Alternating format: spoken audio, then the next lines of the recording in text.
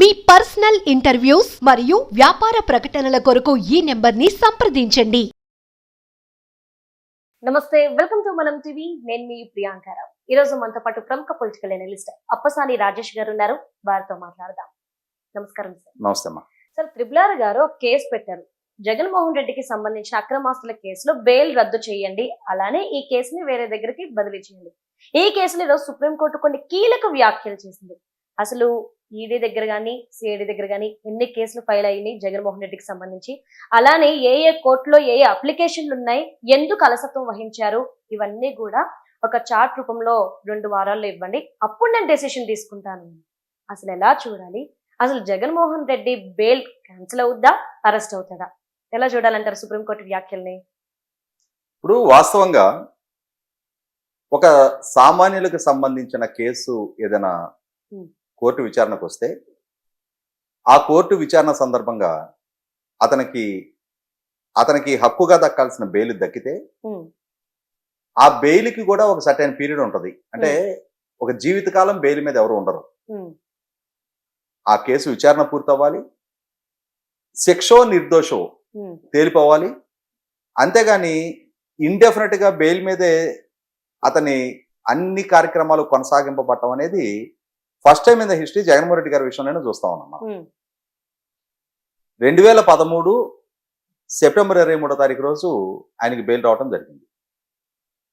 అంటే మొన్న సెప్టెంబర్ 23కి 11 సంవత్సరాల కాలం పూర్తయింది ఆయనకి బెయిల్ వచ్చి.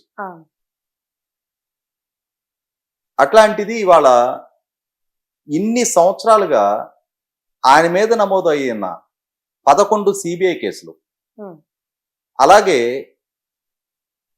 9 ఎన్ఫోర్స్మెంట్ డైరెక్టరేట్ కేసులు ఇప్పటికీ ఇంకా ట్రయల్ స్టేజ్కి కూడా రాలా కోర్టుల్లో.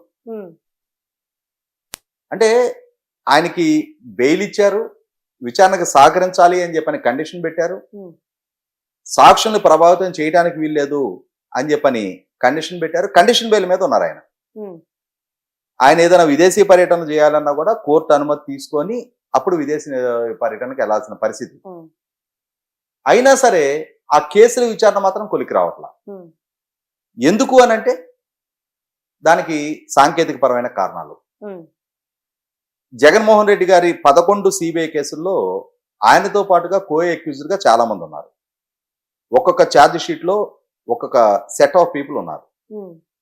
అన్ని కేసుల్లో యూనిఫామ్ గా వచ్చేటప్పటికి జగన్మోహన్ రెడ్డి గారు, విజయసాయి రెడ్డి గారు అక్యూజ్ నెంబర్ 1 గా అక్యూజ్ నెంబర్ 2 గా ఉన్నారు. కానీ మిగిలిన ఒక్కొక్క ఛార్జ్ షీట్ కి ఒక్కొక్క సెట్ ఆఫ్ పీపుల్ ఉన్నారు. కీలకమైన పదవుల్లో చేసిన వాళ్ళు, కీలకమైన అధికారులు, ఇటువంటి వాళ్ళందరూ ఉన్నారు. ఇటువంటి పరిస్థితుల్లో ఇప్పటి వరకు ఏం జరుగుతుందని అంటే, ఈ రకరకాల వ్యక్తులు ఎవరైతే ఉన్నారో వీళ్ళందరూ కూడా సమాజంలో ప్రభావం చూపగలిగిన పరపతి, అధికారం, హోదాలు ఉన్న వ్యక్తులు ఉన్నారు. వాళ్ళు ఏం చేస్తా వచ్చారు ఇప్పటిదాకా? సిబిఐ కోర్టులో క్వాష్ పిటిషన్లు, డిశ్చార్జ్ పిటిషన్లు ఫైల్ చేస్తా వస్తున్నారు. వాస్తవంగా మన తెలంగాణలో ఉన్న హైదరాబాద్ సిబిఐ కోర్టులో జగన్మోహన్ రెడ్డి గారి అక్రమాస్తుల కేసులకు సంబంధించిన అక్యూజ్డ్లు వాళ్ళు ఫైల్ చేసిన క్వాష్ అండ్ డిశ్చార్జ్ పిటిషన్లు 130 పెండింగ్ లో ఉన్నాయి. 130 పెండింగ్ లో ఉంటే వీటి ఫలితం తేలితే గాని అసలు కేసులు విచారణ స్టేజ్కి రావు. వీటికే పుణ్యకాలం మొత్తం హరించుకుపోతా ఉంది. అన్ని కేసులు ఫైల్ చేశారు. దాంతో ఏం చేశారంటే, మరి ఇట్లాగే రఘురామకృష్ణరాజు గారు లాగానే ఇష్యూ సుప్రీంకోర్టు దృష్టికి వెళ్ళింది. సుప్రీంకోర్టు తెలంగాణ హైకోర్టుని అన్నాళ్ళు కేసుల విచారణ ఒక కొలిక్కి ఎందుకు రావటం లేదు, మీరు వాటిని వేగవంతం చేయండి అని చెప్పని ఆదేశాలు ఇచ్చిన తర్వాత తెలంగాణ హైకోర్టు సిబిఐ కోర్టుకి ఒక టైం బౌండెడ్ షెడ్యూల్ ఫిక్స్ చేశారు. 2022 నుంచి మీరు క్వాష్ అండ్ డిశ్చార్జ్ పిటిషన్ వింటూ ఉన్నారు కదా, మీరు 2022, 2024 ఫిబ్రవరి నెల ఆఖరికి ఈ కేసుల విచారణ ఒక కొలికి తీసుకొచ్చేసి వాటిలో తీర్పు ఇచ్చేసేయండి. అంటే అందులో అక్యూజ్డ్ గా ఉన్నాళ్ళని ఆ కేసుల నుంచి డిశ్చార్జ్ చేస్తారా చేయరా, ఆ కేసులు క్వాష్ చేస్తారా చేయరా, ఏదో ఒక తీర్పు అయితే ఇవ్వండి.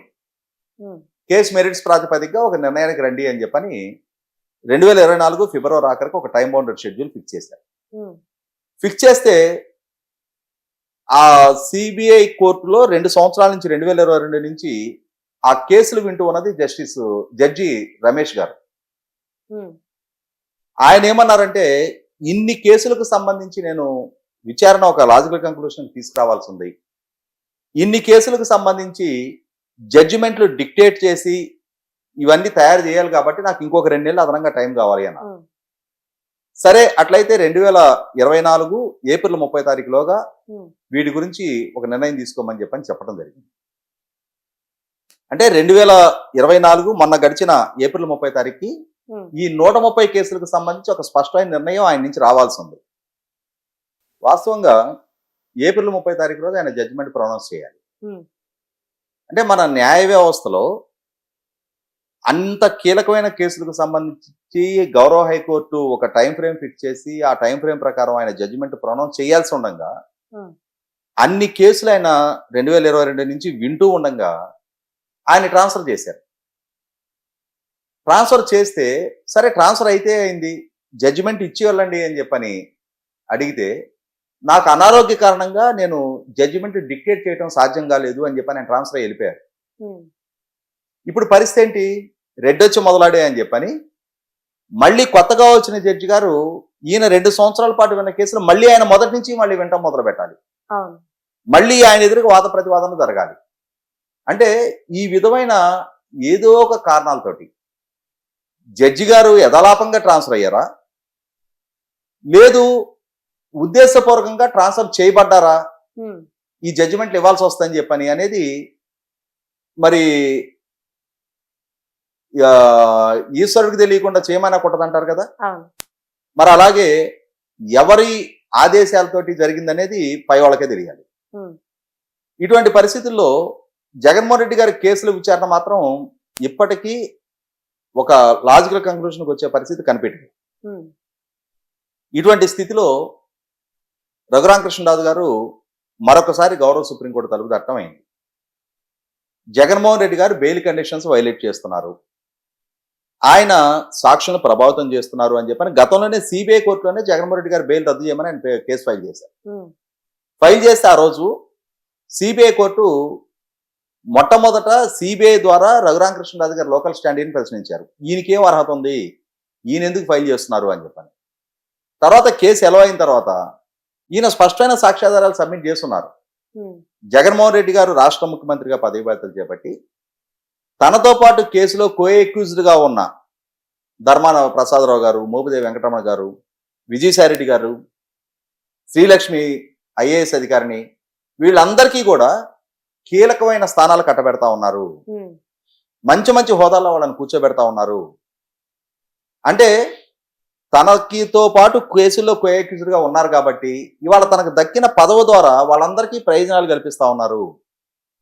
అదే సందర్భంలో ఆ రోజు తన కేసులు విచారించిన అధికారులు లైక్ జాస్తి కృష్ణకిషోర్ గారు, ఆయన ఐఆర్ఎస్ అధికారి, జగన్మోహన్ రెడ్డి గారి అక్రమాస్తుల కేసులు విచారణ సందర్భంగా అప్పుడు ఆయన ఇన్కమ్ ట్యాక్స్ కమిషనర్ గా ఉన్నారు. దానితో తన మీద కేసులు ఛార్జ్షీట్ దాఖల్లో సాక్ష్యాధారాలు సంపాదించడంలో ఈయన కీలకంగా వ్యవహరించారు అని చెప్పని తన అధికారాన్ని అడ్డం పెట్టి ఆయన వేధింపులకు గురి చేశారు. అంటే అక్కడ ఖచ్చితంగా కేసును ప్రభావితం చూపించే ప్రయత్నం చేస్తా ఉన్నారు. ఇటువంటి నేపథ్యంలో కేసును ప్రభావితం చేస్తున్నారు కాబట్టి, ఆయన సాక్షులను ప్రభావితం చేసే ప్రయత్నం చేస్తున్నారు కాబట్టి, ఆయన ఇవాళ రాజ్యాంగబద్ధ పదవిలో కొనసాగుతూ ఉన్నారు కాబట్టి ఆయన బెయిల్ రద్దు చేయమని అడగటం జరిగింది. అయినా సరే సిబిఐ కోర్టు పరిగణలోకి తీసుకోలేదు. చివరికి ఇష్యూ ఇవాళ సుప్రీంకోర్టుకు చేరటం జరిగింది. 100కి 100 ఈ కేసుల విచారణ ఒక కొలిక్కి వచ్చి తీరాల్సిన అవసరం ఉంది. లేదు అని అంటే న్యాయ వ్యవస్థ పట్ల, విచారణ సంస్థల వ్యవహార శైలి పట్ల ప్రజలకు నమ్మకం కోల్పోయే పరిస్థితులు ఉత్పన్నం అవుతాయి. ఎందుకనంటే ఇవాళ ఒక సామాన్యుడికి సంబంధించి ఏదైనా ఒక కేసు విచారణ ఉంది అని అంటే అతను ఆ కేసు విచారణకు సహకరించకుండా ఉన్నా, కేసు విచారణకి హాజరు కాకుండా కోర్టులు ఇమ్మీడియట్ గా స్పందిస్తాయి. అతనికి వారెంట్ ఇష్యూ చేస్తారు, తర్వాత దాన్ని నాన్ అవైలబుల్ వారెంట్ గా మారుస్తారు, అట్లాంటిది జగన్మోహన్ రెడ్డి గారు తాను ముఖ్యమంత్రిగా కొనసాగిన సందర్భంలో తన ముఖ్యమంత్రి విధులకి ఉమ్, ఇబ్బందికరంగా మారుతుంది అని చెప్పని కేసులో విచారణకు వ్యక్తిగత హాజరు నుంచి మినహాయింపు పొందారు. కానీ 6 నెలలుగా ఆయన ముఖ్యమంత్రి కాదు. ఉమ్, అయినా సరే వ్యక్తిగత హాజరు నుంచి మినహాయింపు ఎందుకు ఇస్తున్నారు? ఎందుకు ఆయనకు ప్రివిలేజీ?